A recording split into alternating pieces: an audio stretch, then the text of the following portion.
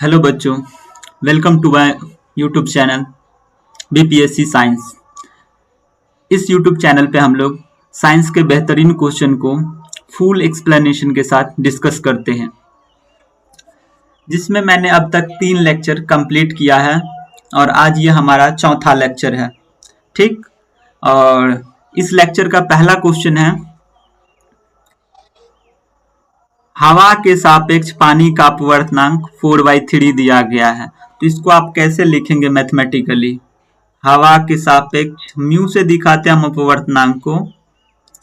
हवा के सापेक्ष बोला गया पानी का, तो डब्ल्यू ए, इसको एक्सपेंड करके अभी लिख देते हैं W A. Mu W A का मतलब होता है इसका अपवर्तनांक, पानी का अपवर्तनांक। तो डब्ल्यू किसके सापेक्ष? हवा के, तो एयर लिखेंगे। इक्वल टू कितना दिया है? 4/3। सिमिलरली हमको क्या दिया गया है? कांच का अपवर्तनांक दिया गया है हवा के सापेक्ष ही, कांच का अपवर्तनांक ग्लास का एयर के रिस्पेक्ट में। तो mu G by mu A कितना हो जाएगा? 3/2। और हमें निकालना क्या है? कांच के सापेक्ष पानी का अपवर्तनांक, कांच के सापेक्ष पानी का अपवर्तनांक। तो इसको यदि आप देखेंगे ब्रेक करके, तो mu W by mu G हमें निकालना है। और ये कब आएगा? जब आप इस टर्म को इस टर्म से डिवाइड करेंगे ना। 4/3 डिवाइडेड बाय 3/2, तो 3/2 को मैं 2/3 लिख लूंगा मल्टीप्लाई में कन्वर्ट करके। तो हमारा आंसर क्या आ जाएगा? 8/9। 8/9 किस ऑप्शन में? ऑप्शन नंबर सी हमारा सही होगा। चलिए चलते हैं नेक्स्ट क्वेश्चन पे। नेक्स्ट क्वेश्चन में बोला गया है, चिन्हों के निर्देशांक परिपाटी के अनुसार अवतल लेंस और उत्तल लेंस की फोकस दूरी क्या होती है? अवतल लेंस की फोकस दूरी होती है निगेटिव, उत्तल लेंस की फोकस दूरी होती है पॉजिटिव। तो निगेटिव और पॉजिटिव किस ऑप्शन में है? सीक्वेंस वाइज, ऋणात्मक और धनात्मक। ऑप्शन नंबर डी हमारा सही होगा। चलिए तीसरा क्वेश्चन है, एक लेंस में आवर्धन का मान सदैव 1 से कम होता है। m-1 होने का क्या मतलब है? कि ये वास्तविक प्रतिबिंब बनाएगा। कैसा बनाएगा? वास्तविक प्रतिबिंब। हमेशा काल्पनिक प्रतिबिंब कौन बनाता है? हमेशा काल्पनिक और सीधा प्रतिबिंब कौन बनाता है? m- होने का मतलब है सीधा प्रतिबिंब, काल्पनिक प्रतिबिंब, काल्पनिक तथा सीधा। तो m का मान माइनस में होता है। सदैव 1 से कम मतलब माइनस ही हुआ। तो हमेशा सीधा और काल्पनिक प्रतिबिंब कौन बनाता है? लेंस दिया है। उत्तल दर्पण बनाता है। तो उत्तल दर्पण का अपोजिट काम अवतल लेंस करता है। तो ऑप्शन बी के साथ आप जाएंगे। चलिए 4 नंबर क्वेश्चन पे चलते हैं। एक लेंस में आवर्धन का मान 1 से कम है, 1 के बराबर भी हो सकता है और 1 से अधिक भी। अच्छा, इसको पढ़ना 1 से ज्यादा और 1 से कम भी। तीनों सिचुएशन बनते हैं। m का मान माइनस में भी, प्लस में भी और बराबर भी। मतलब हर तरह का प्रतिबिंब कौन बनाता है? छोटा, बड़ा, वस्तु से बड़ा, बराबर। तो ये काम अवतल दर्पण का है। किसका? अवतल दर्पण। लेकिन इसमें तो लेंस पूछा है, तो अवतल दर्पण के ही जैसा काम उत्तल लेंस करता है। कौन करता है? उत्तल लेंस। इमेज फॉर्मेशन में हम कहा जाएंगे? उत्तल लेंस के साथ आंसर करेंगे हम इसका। देखिए अवतल लेंस में ना सिर्फ काल्पनिक प्रतिबिंब बनता है, काल्पनिक और सीधा प्रतिबिंब बनता है, काल्पनिक और सीधा प्रतिबिंब बनता है। लेकिन इसमें तीनों दिया है, तो काल्पनिक और सीधा प्रतिबिंब के लिए m का मान क्या होना चाहिए? आवर्धन का मान माइनस में होना चाहिए। आप पीछे से भी देख रहे हैं, एक से कम होना चाहिए। लेकिन यहाँ तीनों कंडीशन में पूछा गया तो उत्तल लेंस के साथ जाएंगे। क्वेश्चन नंबर 5 में पढ़िए, एक वस्तु का उत्तल लेंस के सामने रखी जाती है। एक वस्तु को कहाँ रखी जाती है? उत्तल लेंस के सामने। तो उत्तल लेंस में कैसा प्रतिबिंब बनता है? जैसा अवतल दर्पण में बनता है, अवतल दर्पण में। और आपको पता होगा कि अवतल दर्पण में वास्तविक काल्पनिक दोनों टाइप के प्रतिबिंब बनते हैं। बोला गया है नेक्स्ट क्वेश्चन में, समांग और समदैशिक माध्यम में प्रकाश किरण चलती है। देखिए, माध्यम जब तक चेंज नहीं होगा तब तक प्रकाश की किरण सीधी रेखा में चलती रहेगी। अपवर्तन की घटना कब होती है? जब माध्यम बदलते हैं। यहाँ बोला गया समांग और समदैशिक माध्यम है, मतलब अपवर्तन होगा ही नहीं, प्रकाश सीधी रेखा में चलती रहेगी, चलती रहेगी। क्वेश्चन नंबर 7 को देखिए आप, उत्तल लेंस में जब हम बिंब को f और 2f के बीच रखते हैं तो प्रतिबिंब कैसा बनता है? एक बना लेते हैं डायग्राम। ये हमारा उत्तल लेंस का स्ट्रक्चर, ठीक है। ये हुआ हमारा f1 2f1। जैसे लेंस में होता है ना सेंटर ऑफ कर्वेचर C, वहां पे हम यहाँ f2f लिखते हैं। इधर f2 हुआ और इधर 2f2 हुआ, ठीक है। तो ऑब्जेक्ट को कहाँ रखना? ऑब्जेक्ट को हमेशा इस तरफ रखते हैं, बाईं ओर। f और 2f के बीच रखते हैं, f और 2f के बीच, मतलब यहाँ कहीं ऑब्जेक्ट को बोला गया है रखने। देखिए, हम जैसे ही लेंस के उत्तल लेंस के सामने हम जितने पास जाते हैं उतना ही बड़ा प्रतिबिंब बनता है, और 2f1 पे ना समान आकार का प्रतिबिंब बनता है। और 2f1 से हम इधर रखे हैं, मतलब इसका प्रतिबिंब तो बड़ा बनेगा ही, छोटा तो बनेगा ही नहीं। और उत्तल लेंस हमारा कैसा प्रतिबिंब बनाएगा? उत्तल लेंस हमारा बनाएगा अवतल दर्पण की तरह काम करता है। और अवतल दर्पण में ये C और F के बीच ऑब्जेक्ट को आप रखते हैं तो वास्तविक प्रतिबिंब बनता है। तो वास्तविक और बड़ा प्रतिबिंब बनेगा। ऑप्शन नंबर डी सही हो। क्वेश्चन नंबर 8 को देखते हैं। एक अवतल लेंस की फोकस दूरी 20 सेंटीमीटर है। फोकस दूरी कितनी दी गई है? 20 सेंटीमीटर। अवतल लेंस में फोकस ऋणात्मक होता है। इसकी क्षमता पूछी गई है। P बराबर क्या फॉर्मूला होता है? Power equal to 1/f। और यदि आपका सेंटीमीटर में है तो 100/f, मीटर में है तो 1/f। तो हमारा तो फोकल लेंथ सेंटीमीटर में है, तो 100 को हम 20 से डिवाइड कर देंगे सिंपली, और माइनस लगा है तो माइनस में आंसर आएगा 5D। कितना? 5D, -5D। Option number D के साथ जाएंगे। चलिए 9 नंबर क्वेश्चन देखते हैं। एक लेंस की क्षमता -2D है, का वैल्यू कितना दे दिया है? -2D dioptre. ये माइनस सिंबल क्या बताता है? कि हमारा लेंस अवतल लेंस है। कैसा लेंस है? अवतल लेंस है, अवतल, ठीक है। तो अवतल लेंस की फोकस दूरी भी ऋणात्मक ही होती है, तो पॉजिटिव वाला कोई आंसर तो होगा ही नहीं। चलिए फोकस दूरी निकालना। F इक्वल टू क्या होगा? 1/P। तो 1 और P का वैल्यू कितना? -20। माइनस में होगा आंसर 0.5 डायोप्टर। अच्छा मीटर, -0.5 मीटर कहाँ है आंसर? ऑप्शन नंबर डी में।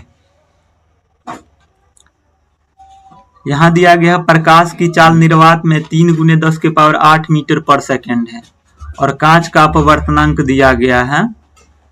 कांच का अपवर्तनांक 1.5। कांच में प्रकाश की चाल पूछी गई है। तो देखिए, जिस भी पदार्थ का अपवर्तनांक जितना ज्यादा होता है उस पदार्थ में प्रकाश की चाल उतनी ही ज्यादा है। तो यदि हम वायु से कंपेयर करें या निर्वात बोल दीजिए ऑलमोस्ट, तो इसका अपवर्तनांक होता है 1 यूनिट। तो इसके रिस्पेक्ट में कांच का अपवर्तनांक कितना दिया गया है? कांच का अपवर्तनांक दिया गया 1.5। ठीक, तो प्रकाश की चाल कम होगी, रिवर्स होगा, 1.5 रेशियो 1। तो प्रकाश की चाल निर्वात में कितनी दी गई है? 3 गुने 10⁸ मीटर पर सेकेंड। और यहाँ आपको रेशियो में कितना मिला है? 1.5। और निकालना है कांच में, तो 1 से मल्टीप्लाई कर देंगे। इसको आप सॉल्व करेंगे, 1.5 को 2 टाइम्स पढ़ने पे 3 आता है, तो 2 × 10⁸ मीटर पर सेकेंड हमारा आंसर होगा। ऑप्शन नंबर बी हमारा सही होगा। चलिए चलते हैं नेक्स्ट क्वेश्चन पे, 11 नंबर पे। इसमें दिया गया 20 सेंटीमीटर फोकस दूरी का उत्तल लेंस। तो उत्तल लेंस की फोकस दूरी तो पॉजिटिव होती है, तो पॉजिटिव 20 सेंटीमीटर लिख लेंगे। उत्तल लेंस 3 गुना आवर्धित आभासी प्रतिबिंब बनाता है, आभासी प्रतिबिंब बनाता है 3 गुना। तो m का वैल्यू क्या हो गया? 3। तो वस्तु दूरी पूछी गई है, वस्तु दूरी पूछी गई है। m इजक्वल टू क्या होता है लेंस के लिए? v/u। ठीक, 3 इजक्वल टू, इसमें से फोकस दूरी दिया गया है क्या? नहीं दिया गया। अच्छा, फोकस दिया गया v/u। यहाँ से v का वैल्यू कितना हो जाएगा? v equal to 3 times of u। हमारे पास v और u में रिलेशन मिल गया। हम लगा लेते हैं लेंस का फॉर्मूला। 1/f इजक्वल टू क्या होता है? 1/v minus 1/u। फोकस दूरी दी गई है 20 सेंटीमीटर, 1/v की जगह पर हम 3u रखेंगे और माइनस 1/u। ठीक है, यहां से हम एलसीएम लेंगे तो 3u होगा, 1 माइनस 3, 1/20। चलिए यहाँ सॉल्व कर लेते हैं। 1/20 इजक्वल टू कितना आया? -2/3u। ठीक, मुझे u का वैल्यू निकालना है, तो u क्रॉस कर दीजिए, u इजक्वल टू हो जाएगा कितना? -40/3।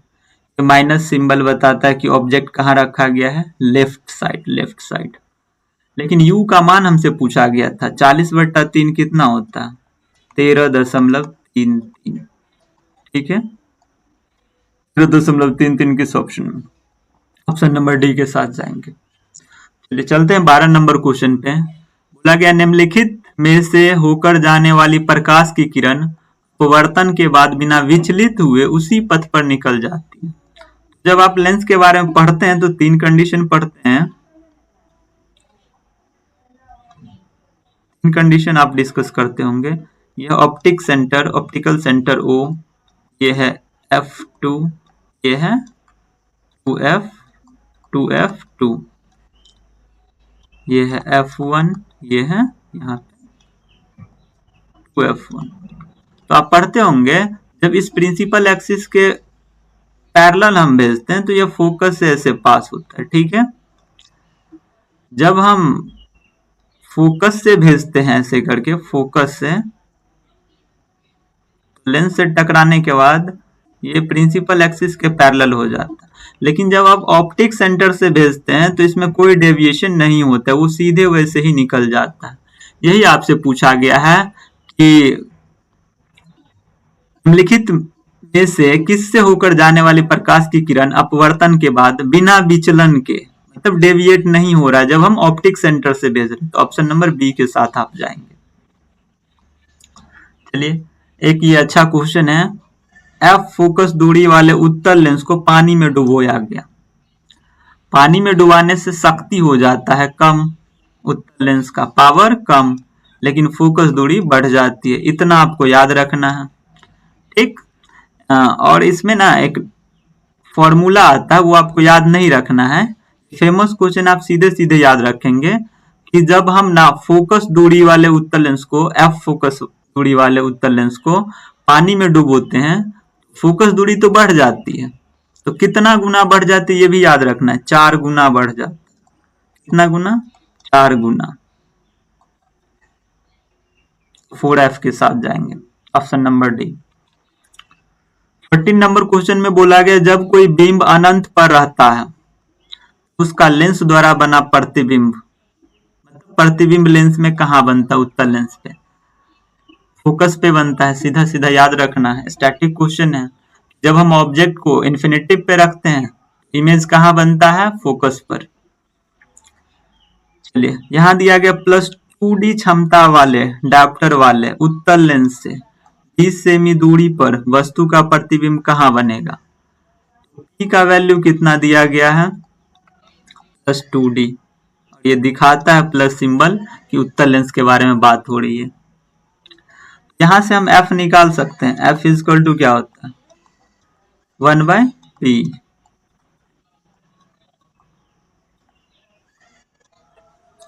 ठीक है,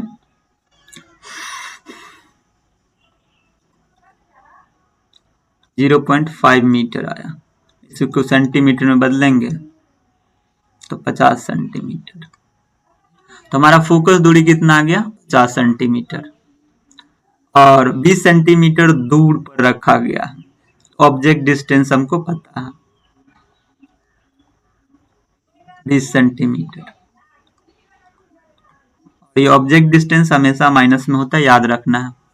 और पूछा गया है कि प्रतिबिंब कहां बनेगा, V का वैल्यू पूछा गया, V equal to, lens formula लगाएंगे हम लोग सीधे, 1/V minus 1/U equal to क्या होता है? 1/F।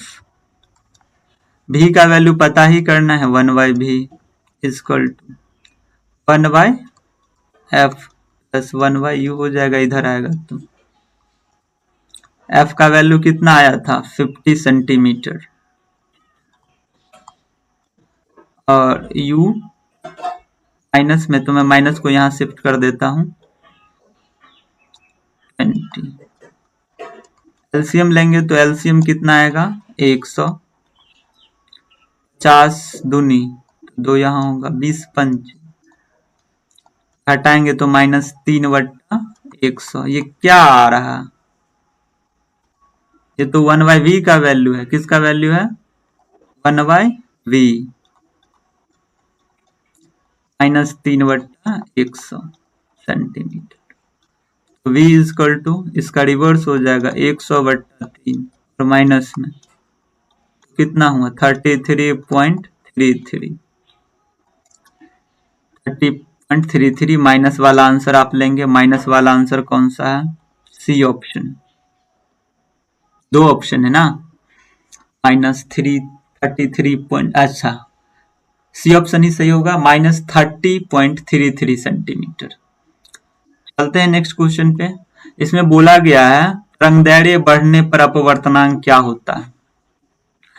देखिए तरंगदैर्घ्य सबसे ज्यादा होता है लाल रंग का, ये तो आपको पता होगा, लाल रंग। और लाल रंग डेविएट कम होता है क्योंकि ये ना पार्टिकल से बहुत कम टकराते हैं, मीडियम के पार्टिकल से बहुत कम टकराते हैं। तो तरंगदैर्घ्य यदि ज्यादा होगा, तरंगदैर्घ्य जिस कलर का ज्यादा होगा उसका अपवर्तनांक उतना ही कम होगा। याद रखना है, तरंगदैर्घ्य और अपवर्तनांक में उल्टा रिलेशन होता है, घटेगा यहाँ पे अपवर्तनांक। चलिए, प्रकाश विरल माध्यम से सघनन माध्यम में जाता है तो क्या होता है? जब विरल माध्यम से सघनन माध्यम में प्रकाश जाता है, यह है विरल माध्यम, और ये है सघनन माध्यम। सघनन माध्यम, इससे जब प्रकाश की किरण इस मीडियम में आती है ना, इसकी चाल हो जाती है कम, ये अभिलंब की ओर मुड़ने लगती है। किधर की ओर? अभिलंब की ओर मुड़ने लगती है। इधर की तरफ नहीं जाती, जाना चाहिए था इधर की तरफ, इधर की तरफ शिफ्ट हो जाता है, इधर की तरफ अभिलंब की ओर झुकती है। ऑप्शन नंबर बी के साथ जाएंगे। एक फॉर्मूला है पतले प्रिज्म में, ये आपको जो दिख रहा है डेल्टा, ये विचलन कोण को बताता है, ए किसी प्रिज्म के कोण को बताता है, और म्यू अपवर्तनांक होता है जिस पदार्थ से बना है। यही आपका सही आंसर ऑप्शन नंबर ए। सीधे सीधे याद करेंगे, delta m for medium equal to mu minus 1 into A. ठीक है, याद करना सीधे सीधे। पानी के अंदर हवा का बुलबुला चमकता है किस कारण से? पूर्ण आंतरिक परावर्तन के कारण चमकता है। चलिए, इस क्वेश्चन में क्वेश्चन का कुछ पार्ट छूट ही गया है, तो आप इस क्वेश्चन को देख लेंगे। मैं इसका आंसर बता देता हूँ। इसका आंसर होगा tan इनवर्स μ2 बाय μ1। ठीक है, धन्यवाद।